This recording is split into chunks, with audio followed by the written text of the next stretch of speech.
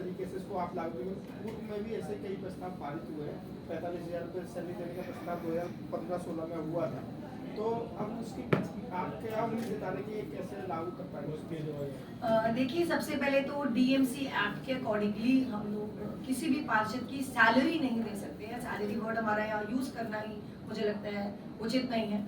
Allowance दिया जाता था जो 300 रुपये पर विजिट कोई मीटिंग का मिलता था, और हमेशा से ही पार्षदों को इस अपने ऑफिस के खर्चे को, अपने ऑफिस में रखे हुए स्टाफ के खर्चे को लेकर, डेटा एंट्री ऑपरेटर्स को लेकर या इंफ्रास्ट्रक्चर को लेकर दिक्कतों का सामना करना पड़ा। तो उन्हीं दिक्कतों को देखते हुए 250 के 250 जितने भी पार्षद हैं, हमने उनके लिए 11 प्रस्ताव लाए हैं, irrespective of the political party, कि जितने भी पार्षद हैं उनमें किसी भी तरह का फाइनेंशियल बर्डन ना पड़े और उनका सारा जो पूरा ध्यान है दिल्ली की जनता में और अपने लोकल पब्लिक की जनता में, जनता की सेवा में लगा रहे। तो मुझे लगता है बहुत बड़ी बात है, और हम आशा करते हैं पूरे लीगल एस्पेक्ट को देखते हुए प्रोसीजर तरीके से, जो प्रोसीजर रहेगा उस तरीके से इस प्रस्ताव को आगे चलाया जाएगा, और मैं आशा करती हूँ शीघ्र ही पार्षदों को इन चीजों से इंतजार करें। स्टैंडिंग कमेटी के लिए भी होगा ना? जब ये प्रस्ताव जैसे दिल्ली के विधायकों की सैलरी बढ़ाने का हुआ था, तो सालों के बाद उनकी सैलरी बढ़ी थी, क्योंकि प्रस्ताव केंद्र सरकार के पास सबमिट था, एलजी के पास सबमिट था। तो कल की हेडलाइन ये हो सकती है कि पार्षदों के भत्ते के अंदर बम्पर बढ़ोतरी, लेकिन उनको मिलेगा कब से, इसके बारे में कुछ स्पष्टता मिल सके? देखिए, जैसे मैंने आपको बोला, डीएमसी एक्ट को ध्यान में रखते हुए कॉन्स्टिट्यूशनल तरीके से जो प्रोसीजर लीगल होगा हम उसको ही कॉन्स्टिट्यूशनल प्रोसीजर को फॉलो करेंगे। हाउस में प्रस्ताव को पास कर दिया गया है, अब आगे यूडी में जाएगा, एलजी साहब के पास फाइल जाएगी, उसको देखते हैं। और मैं आशा करती हूँ हमें हर डिपार्टमेंट से आगे जहाँ जहाँ हमारी फाइल मूव करेगी एक पॉजिटिव रिस्पांस ही मिलेगा, ताकि पार्षद ही जो है, जितने भी हमारे एमएलएज हैं, एमपीज हैं, पार्षद ही ऐसे हैं जो जनता से 1 to 1 कनेक्टेड रहते हैं, और सबसे ज्यादा काम पार्षदों का ही रहता है। तो इतनी बड़ी राहत जो है पार्षदों को मिलनी चाहिए, और माननीय मुख्यमंत्री अरविंद केजरीवाल जी का भी यही मानना है कि पार्षदों को भी वो सुविधा मिलनी चाहिए, ताकि दिल्ली की जनता के जो हमने दिल्ली की जनता को वादे किए हैं और दिल्ली की जनता और अपने एरिया में जो हमें सेवा देनी चाहिए उसमें हम आसानी तरीके से वो सेवा दे सकें। जब विधायकों की सैलरी बढ़ी थी तब ऑपोजिशन को इस तरह से काउंटर किया गया था कि पहले विधायक भ्रष्टाचार करते थे, इधर उधर से पैसे अर्जित करते थे, जिस कारण उनकी अलाउंस में बढ़ोतरी की गई है। यही सवाल अब एमसीडी के पार्षदों के लिए भी उठेगा, और बीजेपी ने अभी से प्रतिक्रिया दे दी है कि उनके पार्षदों की गैर मौजूदगी के अंदर इतना जो बड़ा फैसला लिया गया है, बीजेपी के पार्षद उसका विरोध करेंगे। देखिए, सबसे पहले तो मैं सारे आज के जितने माननीय सदस्य आज हाउस में उपस्थित थे उनको धन्यवाद दूंगी कि आज बड़े शांतिपूर्वक सदन चला, और पिछले 8 महीने से 6-7-8 महीने से जो हाउस है कभी 10 मिनट चलता था, कभी आधा घंटा चलता था, तो आज पूरा 2-2.5 घंटे का हाउस चला। पर दुख इस बात का रहेगा कि भारतीय जनता पार्टी को, अपने पार्षदों को, मुझे लगता है ऐसे मोटिवेट नहीं करना चाहिए था कि आज हाउस में उनकी प्रेजेंस ना रहे, क्योंकि हम सब पार्षद 250 के 250 पार्षद जो है जनता द्वारा चुने गए हैं, तो जनता के प्रति बहुत बड़ी जिम्मेदारी बनती है। माना रक्षाबंधन का त्योहार का बहाना देकर वो इस चीज को राजनीतिक मुद्दा ना बनाते और अपनी जिम्मेदारी को निभाते हुए, सदन की मर्यादा और सदन के सम्मान को देखते हुए, मुझे लगता है उन सभी पार्षदों को आज यहाँ पर उपस्थित रहना चाहिए था।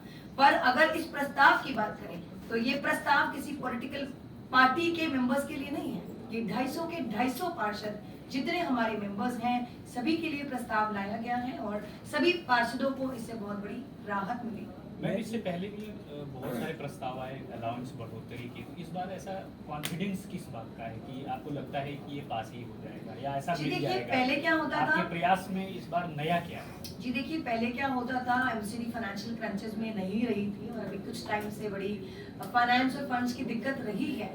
तो अब अगर हम पार्षद को फंड भी ना दें और उसको कुछ अलाउंस भी ना दें तो दो तरफी मार हम पार्षद को नहीं दे सकते हैं। फंड धीरे धीरे जो जरूरी काम है उसके लिए अगर कोई बजट एलोकेशन के लिए अपनी डिमांड रखता है तो उसको तो पूरा किया जाता है, बट एक पूरे साल का जो पहले फंड एलोकेट किया जाता था, बजट एलोकेट किया जाता था, तो अब पिछले सालों में नहीं दिया गया पूरी तरह से। तो अब डबल मार ना करते हुए हम एटलीस्ट जो पार्षद के ऑफिस के खर्चे हैं, जो अब जनता के प्रति जो खर्चा करता है पार्षद, वो अपनी जेब से ना करते हुए, मुझे लगता है अगर नगर निगम अलाउंस के तौर पर उसको दे दे तो कोई गलत बात मैं उसको नहीं समझूंगी, ताकि दिल्ली की जनता को इस इनडायरेक्टली इसका बहुत फायदा पहुंचे। मेरी इसका डिमांड किस तरफ से आया था? क्या काउंसलर्स लोगों ने आपसे रेज किया, रिप्रेजेंटेशन दिया, या आप लोगों ने डिसाइड किया कि इसको हाइक करना चाहिए? देखिए आप देखिए आज हमने प्राइवेट रेजोल्यूशन लाए और हमारे जो 2 पार्षद हैं उन्होंने इस रेजोल्यूशन को ऑन टेबल प्लेस किया और पार्षदों की मांग को ध्यान में रखते हुए इस प्रस्ताव को आज ऑन टेबल प्लेस किया। मैम कुछ पार्षदों ने ये मुद्दा उठाया कि डेंगू से एक की मौत हो गई, डेंगू के मामले पर फॉलोइंग नहीं हो रही, तो अभी असल स्थिति क्या है क्योंकि डेंगू की रिपोर्ट निगम पिछले 3 हफ्तों से जारी नहीं कर रहा है, तो अभी स्थिति क्या है, कितने मरीज दिल्ली में डेंगू के कोई हैं डेथ हुई है और क्या कितनी मैम? डेथ हुई है या नहीं, क्योंकि पहले भी बीजेपी ने आरोप लगाया, आज खुद आपके ही सदस्यों ने आरोप मतलब ये बात कही कि एक डेथ हो गई है, तो ये क्या सच्चाई क्या है, क्योंकि लोगों में भ्रम की स्थिति है इस समय।